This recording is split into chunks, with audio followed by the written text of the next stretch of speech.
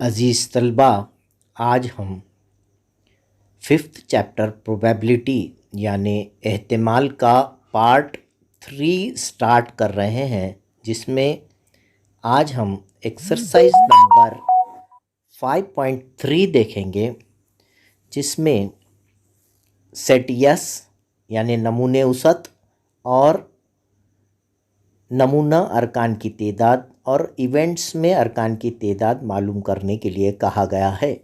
आइए देखते हैं। बिस्मिल्लाहिर्रहमानिर्रहीम। आज हम प्रोबेबिलिटी पार्ट 3 एक्सरसाइज नंबर 5.3 यानी हमारे एहतिमाल का पार्ट 3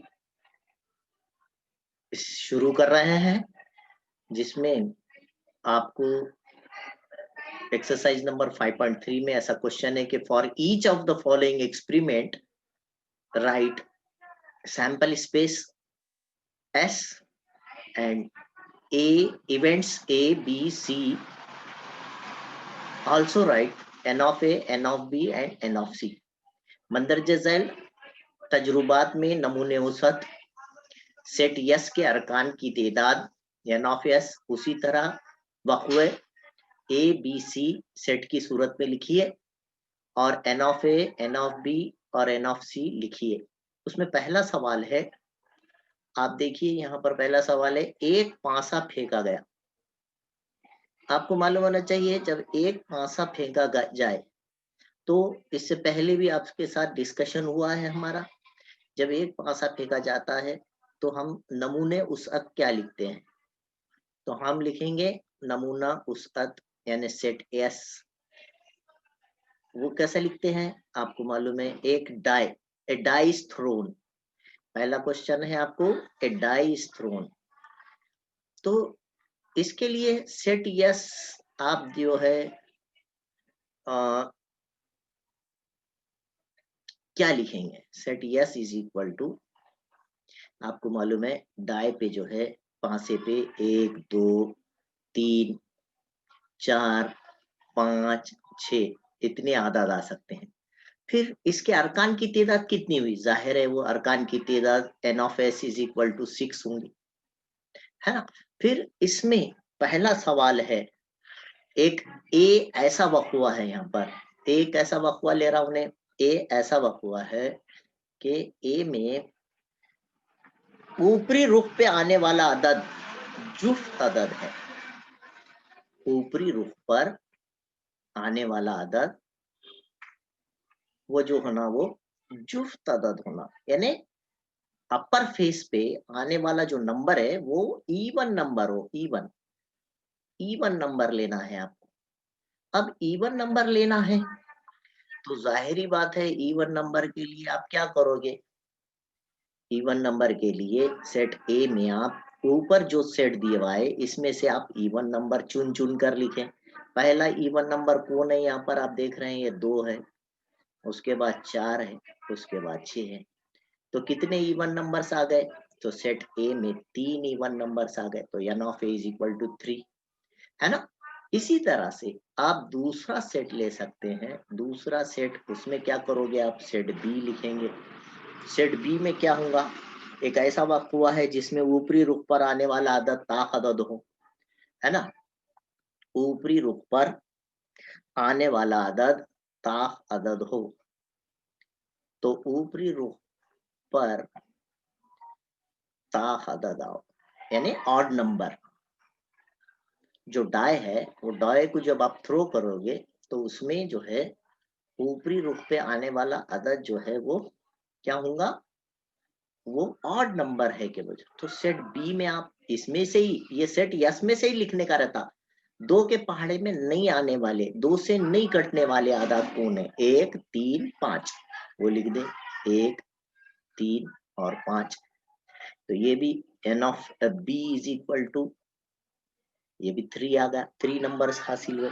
फिर एक सेट सी है, यहाँ पर सेट सी क्या कहा गया है? तो सेट सी में आपने क्या लिखना है बेटा? देखिए सेट सी में यहाँ पर ऐसा वक़्वा है जिसमें ऊपरी रुख पर आने वाला अदद मुफर्रद अदद है। ऊपरी रुख पर आने वाला अदद आने वाला अदद, ऊपरी रुख पर आने वाला अदद कौन हो? मुफर्रद हो।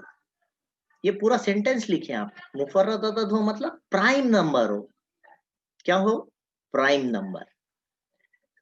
प्राइम नंबर किसे कहते हैं? देखिए, प्राइम नंबर ऐसे इसको हम आम अल्फाज में इस तरह कहते हैं कि वो आदाद जो किसी दूसरे के पहाड़े में नहीं आते, सिर्फ अपने खुद के पहाड़े में और एक के पहाड़े में आते हैं।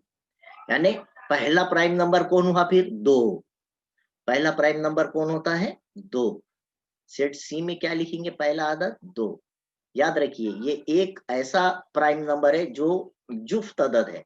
बाकी सब प्राइम नंबर ऑड होते हैं, ये भी याद रखिए। यानी तादाद होते हैं। पहला ही प्राइम नंबर ऐसा है, एक और सिर्फ एक ऐसा प्राइम नंबर है, ये एक और सिर्फ एक ऐसा मुफर्रद अदद है जो जुफ्त भी है। उसके बाद 3 किसी के पहाड़े में नहीं आता है, खुद के पहाड़े में और एक के पहाड़े में आता है। फिर 5 किसी के पहाड़े में नहीं आता है, खुद के पहाड़े में और एक के पहाड़े में आता है। तो ऐसे ये 3। n ऑफ c कितना आया? n of c is also equal to 3। देखिए, असल में ये एक्सरसाइज नंबर 5.3 जो है, इसमें एक्सरसाइज नंबर 5.3 में एक चीज कम है। यानी इसमें प्रोबेबिलिटी, एहतिमाल मालूम करो बोल के नहीं बोला, फाइंड द प्रोबेबिलिटी नहीं बोला, तो हम यहीं रुक जाएंगे। अगर उसने फाइंड द प्रोबेबिलिटी बोलता था तो आप सेट ए की प्रोबेबिलिटी कैसा निकालते थे? मैं यहाँ एक बता देता हूँ एग्जाम्पल के तौर पे, तो ये चैप्टर की पूरी बात ही खत्म हो जाती है। यानी प्रोबेबिलिटी ऑफ ए, ये जाब्ता है, is equal to n of a upon n of s। ऐसा निकाल सकते। ये बोला नहीं, यहाँ पर हम एक्स्ट्रा काम कर रहे हैं ये। तो ये 3, n ऑफ a कितना आया हमारे पास? 3। और n ऑफ s कितना आया हमारे पास? ये आया 6। तो 3/6। फिर इसको काट दीजिए। 3 1 3, 3 2 6, this is 1/2। The probability of A, set ए, ये जो हुआ ए है, इवेंट ए की प्रोबेबिलिटी एहतिमाल 1/2 है। उसी तरह से आप बी की प्रोबेबिलिटी यही जाब्ता निकालेंगे। Probability of B is equal to n of B upon n of s। ये आगे की एक्सरसाइज में ये काम एक्स्ट्रा करना है आपको। वहां पे प्रोबेबिलिटी, फाइंड द प्रोबेबिलिटी बोले यार, तो ये भी 3 है और divided by n of s आएगा तो 6। तो ये भी कट कटा के 1/2 आ जाएगा। उसी तरह से ये भी probability of c is also is equal to n of c upon n of s। और ये भी प्रोबेबिलिटी जो है 3/6 आएंगी और ये भी कट कटा के 1/2 आ जाएगी। आपके समझ में आया बेटे बात?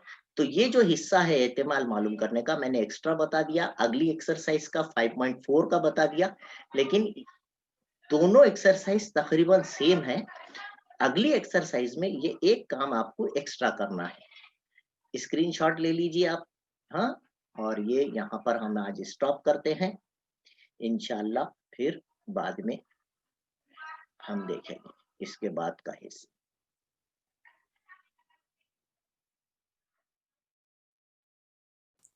अगर अभी तक आपने मेरे चैनल को सब्सक्राइब नहीं किया है तो please like, share and subscribe my channel.